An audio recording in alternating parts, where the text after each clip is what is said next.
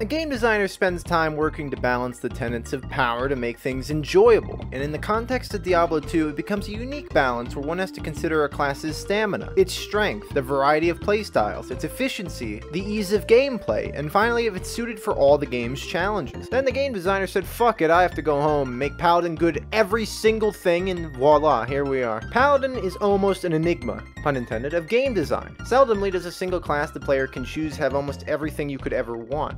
Usually, if something is tanky and has a lot of health, it's not the greatest powerhouse, and if it does have the greatest strength in the game, then it must have limited or bad magical ability. And if it does have great strength and great magical ability, then it must have terrible mobility. And finally, if it has great mobility as well, then it must be the Paladin from Diablo 2 because oh my god, why is this class so good at everything?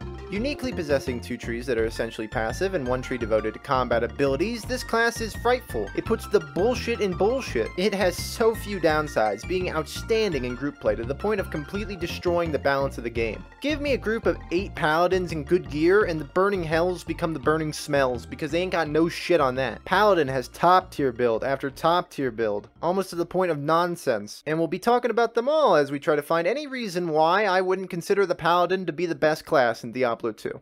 But I'm a sneaky dumbass, so maybe I hit you with some nonsense. The best class was Barbarian the whole time. He's not, the Barbarian sucks. Still #1 Chad pick though. Okay, well, to finish the series, I couldn't let it go down any other way. I will be talking about builds, of which there are like 900. I will be talking about the gear, of which is expensive. And finally, I will offer thoughts about the hardcore Paladin experience.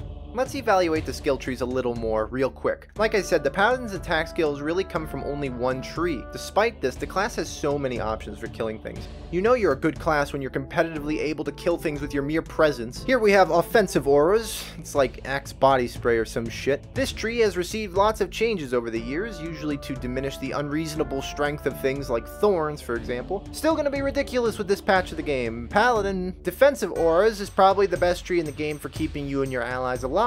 It offers things that bolster resistance, increase your max resistance, cleanse your allies. When you're playing by yourself, you're probably not going to use this tree as much as the other ones. It's defensive, nobody likes defense, fuck defense. I'm an attacker, I'm the offense guy, but still, it's boasting a big game. Finally, combat skills. Let me grab a new pair of pants so I can ruin those as well. 10 out of 10, overpowered, ridiculous. Almost every skill in this tree has the potential to break the game. Of course, there are some better than others, but look at this tree. But the real power behind this class comes from the fact that you can fuse the power of these trees together. You will always be picking from at least 2 of these trees, maybe all 3 of them, but you know. But we have delayed long enough. Round 7, here's builds to mull over for like 2 days before the game comes out. But hey, I did it, I got there. We have no choice, literally, we have no choice with this. We gotta start with this little number. Hammerden. Don't worry, I'll ignore that bulge. This is it. This is probably the most legendary Diablo 2 build. It's so incredibly bad in the Maggot Lair. So it's shit, nothing to see here. Moving on. Yeah, anywhere else it's unstoppable, besides like Radaman's Lair, but anyway, let me praise it before I shit talk, since it could be the best thing in this entire game. It's not easy to surpass the power of this build. Using Blessed Hammer, you toss out a spiral of hammers, each one doing massive damage. And since it counts as magic damage, it absolutely rocks most groups of mobs you will encounter, except for the, you know, these really annoying guys that are in Act 2 and then right in front of Bale, and that's about it. It's wow. Using the Aura Concentration to power up your magic, a unique benefit because this skill arbitrarily helps Blessed Hammer specifically for some reason, this build proves to be one of the best AoE clearers in the game. Even with bad gear, you're looking at some of the smoothest sailing through every challenge. And with great gear, it's just unfair. It's been nerfed, it doesn't matter. Still S tier. Moving on to Zealot, which is one of the harder to gear builds, but when you make it, boy you make it. Absolutely disgusting melee potential. It goes beyond mostly every other build. And there's a few reasons for this. It's auras, fanaticism, might, these horrible fucking things you are scared of. Yeah, this guy owns the whole dealership. Oh boy, I'm really scared of Duriel's aura that I don't know the name of because I'm 8 years old and it makes me cold. Yeah, it's called holy shit, that's an aura. Seriously, it's Diablo 2 easy all day with this guy. Unless you don't have gear, and I don't want anyone to challenge this because this build can be absolute crap garbage on a budget. I'm not saying they can't beat the game, but between Sorceress on a budget or Zealer, Sorceress wins every day. All I have to say about it is you basically take your sword, you slap a bunch of things in the proximity next to you, so it's kind of like an AoE melee ability. It's crazy. If it's only one thing in front of you, you're hitting it like 6 times. It's frenzy, but it's just good because it's not Barbarian. Onwards we go. It's actually nuts how out of control these builds can get. Here's Smiter, otherwise known as the best boss killer in the game by far. Oh god. Using your shield as a makeshift door, you give bosses the bonk until they're dead. And they're not going to be long battles either. I mean, players 8, healthiest targets in the game, doesn't matter, you win, Paladin. And beyond the fact that you deal an absurd amount of damage, this can be one of the tankiest and safest builds out there. It could be Fanaticism, Arid, Extra Fast Lister, and you're so fine. It doesn't even matter. Dump him into the garbage disposal, he's trash. Also, beyond it all, this build can be built in numerous different ways. You can go all out on offense, you can go full defense, you can take skills like Vengeance to kill physical immune monsters. Solid S++ tier build. I'll back it up for a second to discuss a PvP oriented build, which by the way, I don't have any characters on BNet right now, so I don't have any salient gameplay. So here's hoping I made something fun to look at since I'm not a forward thinker and I'm more of a dumbass. But anyway, here's Charger Paladin. It's noteworthy to bring up this build because it's the bane of all caster classes in PvP. If you see the Paladin, if he even appears on your screen, you're so dead. Like, dread it, run from it, you know. Charger still kills you in one hit. Using a fusion of moves, namely the concept of Frost Air Attack, and I run really quick with my sword out, you just become a dodge charger of a man. It's not unbeatable by any means, but as anything with less than, I don't know, lots of HP, you're gonna feel the pain and be dead and lose your ear. They're gonna take your ear, look out, it's Mike Tyson. 2 more, and then we chat about gear, and then it's on to hardcore, and then we say so long to this Series. Series spelt with 2 E's. Me clever, me write script. Paladin. No, that's classic. It's another legendary build, and oh yeah, it's really strong. Here's the thing with Paladin, you can stack auras, to the point where if you have rune words, if you have a mercenary, if you have any legs on which to walk around and dodge about, you can just easy bake oven all the mobs you see. It's got a lot of lines of play, and they're all good.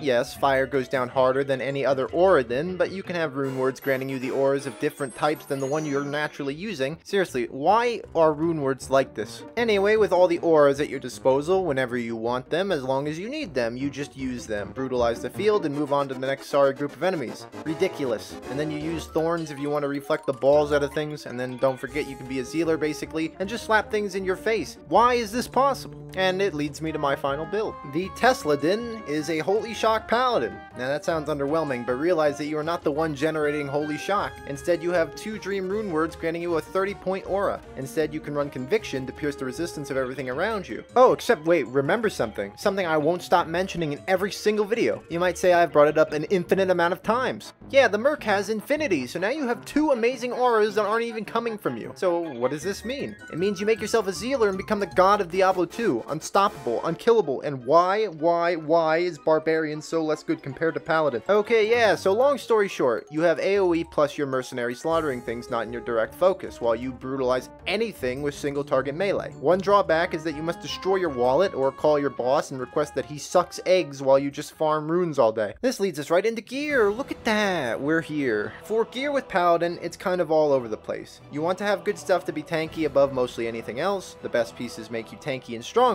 but you don't necessarily need amazing gear to get by. To become the legend you are destined to become, you really do need runes. Good grief, it's grief on literally every single build. That's an efficient piece, I do say so myself. Yeah, grief is great and pretty much viable in everything except Hammerdin. Hammerdin can play with whatever you really want, but Heart of the Oak will be the best. Armor is Enigma. Moving on, we have... You don't have Enigma? Well, you have a Chains of Honor lying around? No? You have an allergy to finding burr runes? Well, take any good unique you can find and it'll make do until you get Enigma because it's ridiculously good on Paladin, especially Hammerdin. The nicest part of gearing a Paladin is that you can become super good with almost all unique or set items. Rune words are always king of course, but you don't need a lot of rare crafted gear. Again, that stuff can be seriously the best in slot, but it's not by such a wide margin that you need them. It's just nice. You find a really good caster amulet or diadem or something and, it's just fun. Shake Go can go on every build, but I contend that Shake Go can go on every single build in the entire game and it would be great. It's like Mara's. I mean, what's wrong with this item? It's just fat.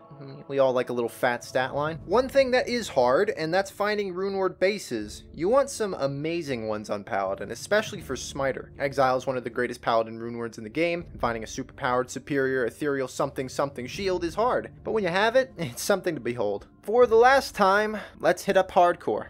Hardcore Paladin is easier. You can play Hammerden and like it. You can play Oradin and like it. You shouldn't play melee build without good gear because you will die very upsettingly and randomly. Anything that can stick out of the fray is top tier, and hammers definitely constitute staying out of the fray. Keeping distance, getting high resistances, putting almost every level into vitality, you know, it's Paladin, Mr. 100% everything. You're going to have difficulty with Hammerden on literally just like the Bale waves, but you just got to get your Merc up to speed, you know, get him going, get him good. And then beyond that, you can play Oradin if you want. There's so many switches. You have like things like Vengeance, so you can pierce resistances. Paladin can just do whatever he wants. It's just nuts. That's a hardcore section done. That's like speed run. That's done. Out of the way. And then there were none. It's the end. We've covered the 7 classes, and I suppose I have to give a verdict now. If you saw my Necromancer video, if you didn't, go check it out. It's alright. I said that I would hold off Judgment in order to pit it against Paladin. So in a way, I put Necromancer at least at number 2 in my mind. And at number 2, it shall stay. Don't get me wrong, the class is crazy. It has the grab bag just like Paladin, but it's less free. You have to cast everything, you have less health, you have less defense, you probably have less damage. And just for fun, my number 3 is probably Sorceress, but if we wanted to compare Source to Paladin, here's how it goes. Health pool, 1 point to Paladin. AoE, 1 point to both, since an argument could be made for either. Single target, 2 points to Paladin.